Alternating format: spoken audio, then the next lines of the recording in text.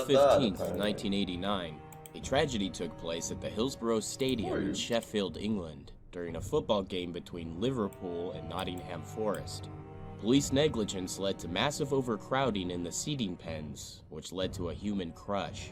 The crush was so devastating, 96 people lost their lives, and 766 people were reported injured from asphyxiation. Hillsborough Stadium was chosen to host as neutral grounds for the teams. Liverpool fans gathered at the northwest part of the stadium called Leppings Lane, while Nottingham fans entered at the southeast end. Efforts were made to keep the fans from crossing each other's paths, because at the time, there were many hooligans among the fans, and often fights would break out. While this was an attempt at keeping the peace, there were more Liverpool fans than there were Nottingham. Nottingham's side had 29,800 combined capacity and 60 turnstiles for people to enter through. The northwest end of the stadium only had 23 turnstiles that met with 24,256 fans. There were normally other turnstiles around the Liverpool entrance for people to use, but because of the segregation policy, many of them were closed off so sports rivals couldn't cross each other's paths. While there was a public announcement to discourage more people from attending, the police, clubs, and local authorities at the event were more worried about the hooligans and fan fights. The game was scheduled to start around 3 p.m. Around 2:20 p.m., 350 people arrived off of 3 chartered buses. Upon their arrival, many of the fans wanted to enjoy their time with family and friends and weren't in a hurry to try and get into the stadium. This caused congestion to build up in a short period of time. On the TV and radio, announcers told people to stay home if they didn't have a ticket because of how packed it was. Between 2:30 and 2:40, people started to cram up at the turnstiles in front of Leppings Lane.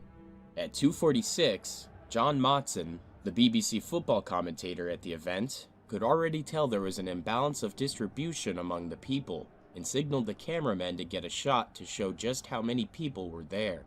A police constable at the event requested that the game be delayed by 20 minutes to try and ensure safer passage for the fans, as the request had been granted at a game 2 years prior. However, the request was denied. Outside the stadium, the crowd started to form a bottleneck. There were more fans arriving than there was a way for them to get in. People were showing tickets to the wrong turnstiles, but couldn't leave when denied entry because of the people behind them. At 3, the game began as scheduled, and the fans outside could hear the cheers of fans inside the stadium. There was an estimated 5,000 people just at the turnstiles trying to get in, and this aroused safety concerns from police. The superintendent that would be in charge of order for this game was David Duckenfield, who had very little experience to no experience in how to keep order and maintain a sold-out stadium crowd. Worried that the crowd was going to pose a major fatality risk, he ordered Exit Gate C to be opened to relieve the masses. This exit gate was normally used for people departing the stadium, not going in. Then to help relieve pressure, Gates A and B were then opened as well. The crowd poured in the pens at free will. No one was even checking ticket stubs at this point. Initially, there was a rush when the fans entered, but it turned into a steadily paced walk. Even at a steady paced walk, the fans began to fill a tunnel that led into the already overcrowded central pens 3 and 4. The rushing crowd had no way of knowing they were being led into an area that didn't have enough room, or what was happening in the front pens. People in the front pens were suddenly rushed from behind and pinned against each other and the barrier that separated the fans from the game on the field. For some reason, while police or stewards were usually present to direct people where they should go, they were not there to do that. A BBC report speculated that if police had positioned the 2 patrol horses on the field into the crowds correctly, they could have directed fans into the side pens. With the game just starting, there were still fans arriving into the pens from the rear entry gate. During the crush, people were so packed in they couldn't turn, they couldn't bend, or even raise their arms. Some fans, like 19-year-old Sarah Hicks, who went to the game with her sister, father, and mother, couldn't be pulled out by people trying to help.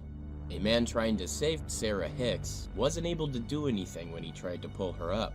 He lost his grip on her, couldn't reach her again, and could only watch in terror as she cried and became asphyxiated. Her sister, 15-year-old Victoria Hicks was also killed in the crush. People above in the west stands were pulling people up from the Leppings Lane terrace. In the confusion, police gathered in front of the fence and created a cordon to keep fans from escaping over the fence, thinking it was just a pitch invasion. They were pushing fans back into the crush.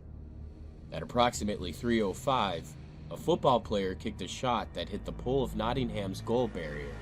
Possibly as a result of the excitement, that very moment there was a surge in Pen 3, and one of the metal crush barriers gave way. This sent people flying over each other, and unfortunately, on top of any injured people who were lying in front of the barrier after managing to escape. South Yorkshire Superintendent Greenwood realized what was happening and quickly told the referee. By the time he noticed, however, fans had already broken open one of the locked gates in the barrier and were fleeing by climbing over the fence. Other fans trying to help made holes in the perimeter of the fence. The intensity of the crush broke multiple terraces. The referee called the game and sent the players to their respective locker rooms.